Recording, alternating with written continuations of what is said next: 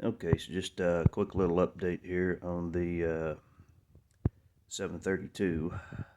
Again, this was a friend of mine's aunt's. She bought it new 1971. Again, this was the gun that she carried pretty much daily on the farm. This was for snakes, coyotes mostly. Um, yeah, it's a 32, but yeah, it'll still drop a coyote. So, but again, I'm having to hold the camera in one hand to do everything else with the other. So again, just a quick one off. But again, this is labeled 32 Smith & Wesson, but these were actually chambered in 32 Smith & Wesson long. So I've got the grips back off. I'm trying to clean her up a little. Before I get into the finish here, I will show this. So again, what had happened was her aunt had carried this. Basically, she got up in the morning and she put her gun on. She even wore it in the kitchen cooking. Nightstand at night, back on in the morning. But this is the holster that it has been left in for probably close to the last 10 years. Just leather holster, but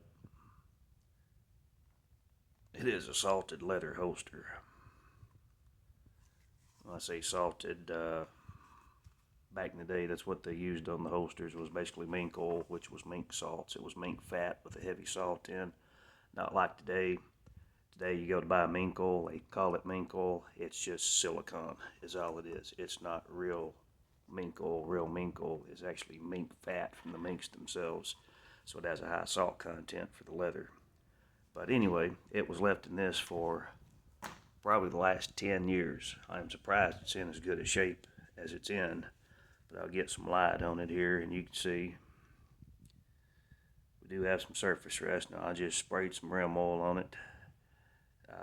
Took a paper towel, wiped it down. I forgot my quadruple aught steel wool I was going to bring over to actually polish this thing up, but the finish is good. Now with this light shining on it, it is a pretty nice dark blue finish. Of course, it's hard to tell with the reflections from the light, but I wanted to get the light on to show the rust that we have on it. And there's some dirt and grime. A little bit of rust on the catch return here. Hammer. But that's all surface now. Outwardly, again, this is all surface rust. And of course, you know where the grip panels are. You always have that issue if you don't take your grips off from time to time. But I have wiped that. This side, pretty nice. Still have a few little spots. However, the main spot is here on the barrel.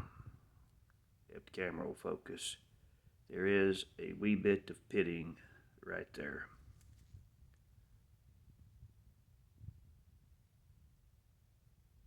Getting the focus on this camera is not great. And we do have, let me see if I can focus. There we go. Around the front sight here.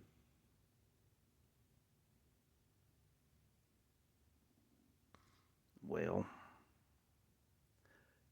what I call crust rust. That will have just a slight bit of pitting under it, but I can't do macro on the video here. But the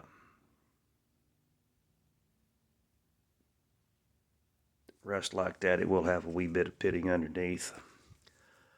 But other than that, that spot by the front sight and this here, that's the only actual pitting that we really have. Now this might be minor pitting under here.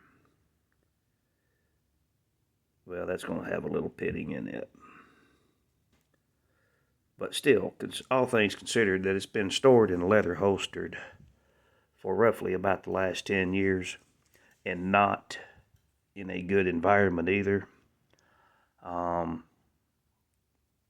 It was basically put in a tin box and thrown in the closet. It was carried around in a car in the holster in the tin box for probably a year and a half before she got it back. Anyway, that's her outside, and just a quick look here. This is the mainspring rod that I had to replace, and if you'll notice where it has the yoke on the bottom here, the old one, wipe my hands off a little. Now, see if I can get her unfurled here. The old rod, which I showed in the earlier pictures, and I believe on the video, the old rod, the yoke was plastic. Call it what you want, plastic, Durlin, nylon. I think these were actually considered Durlin at the time. That's not really Durlin. However, the new one, when it came in, that is actually the mainspring off of the new one that I ordered. This flat here, again, sorry, I'm having to hold with one hand, and this was the plate for the bottom, and of course it came with the pin. So the spring slides over the mainspring, the plate slides over the spring, you push it down, put your little pin into the hole in the mainspring guide rod, and that's what holds it together. Well, this spring is actually longer. It is, I gotta get my head out from behind the camera here because it's too much lag time. Where my finger is here, this one is about that much longer than the original because this had the plate on it instead of the yoke. So I just used the old mainspring, which is more than sufficient. I might actually take a link off of that just to lighten everything up a little bit. It does have a fairly hefty trigger pull, and yes, it's been cleared 14 times, but it's not bad.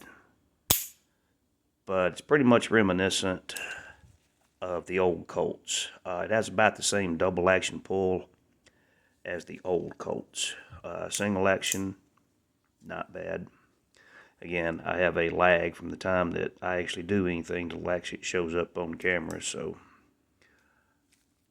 it doesn't come out in the video that way, but it's kind of annoying when you're filming. But that was the mainspring we had to replace. Now the new mainspring, new mainspring guide rod, it does have a metal yoke on it.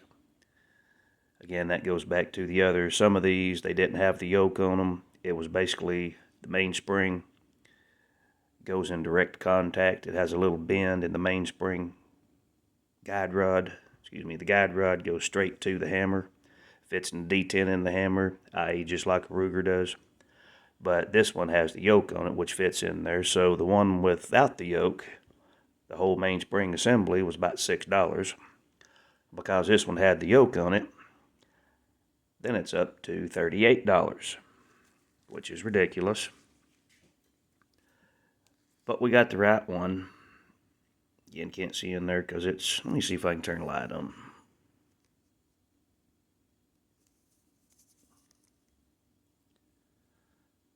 I still can't see very good up in there, but that simply fits, that yoke fits against the back of the hammer. And since we got the light on, let's see if that helps our pitting any. Yeah, you can see. So that is fairly substantial pitting right there. But that's really the only bad spot. Most of that will polish out. But I was also turning the light on. Just let me, again, one hand.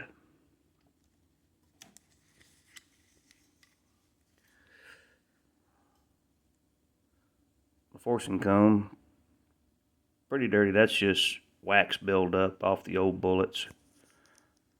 I don't know how to get that focus ring off now. Apologize. But, of course, it's right in the way of what I'm trying to show here. I wish y'all could see down the bore on this thing. Of course, you ain't going to focus. This bore is immaculate, except for one little piece of surface rust. Not pitting rust, not like on the outside of the barrel, but it's just one little bit of barely surface rust, which that will come off with a patch and some oil.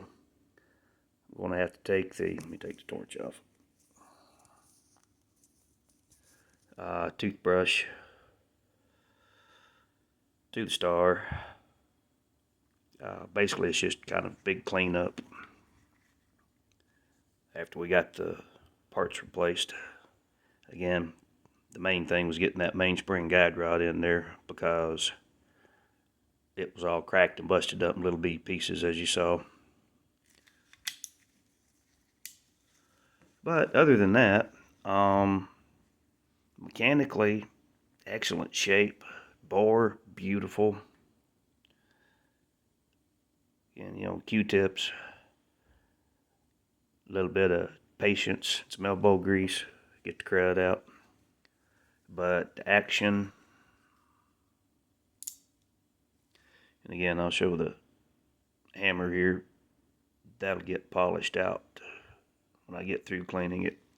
But the action's great. Double check the time. Now it does have just a hair of cylinder rotation, but it's still a tight lockup. Before a gun made in 1971 that was a farm gun and carried on the old lady's hip every single day until about 10 years ago. You know, like I said, this everyday carry on the farm and in the kitchen. That's not bad. But again, all this came afterwards where, again, it was stored in the holster for such a long time. I wish that hadn't happened, but we'll get her back in shooting order. And that's basically all she wants it in, is just shooting order. She's actually going to use this for her home defense gun. And before y'all start qualming on a 32, a 32 that'll put 6 rounds on a walnut at 25 yards down the bedroom hallway or across the kitchen, it ain't nothing to sneeze at. But no, we'll be loading decent ammo. However, sentimental thing, so she's going to run with this. But again, that was the big thing we wanted to show here, was the mainspring. Since this came with the yoke, we just used the yoke in it instead of running the plate. But now we still have the plate with the new mainspring if we ever need to replace it. So that goes in the parts box. But that's where we're at on the 732 as of now. And I'm going to finish wiping the oil off of it. I'm not going to worry about full cleaning the rust off and everything. I'm going to wipe the oil off, slap the grips back on. And I am taking this out today. And I will be fire testing it. So I am going to shoot this today. And we'll see what she does. And we'll go from there.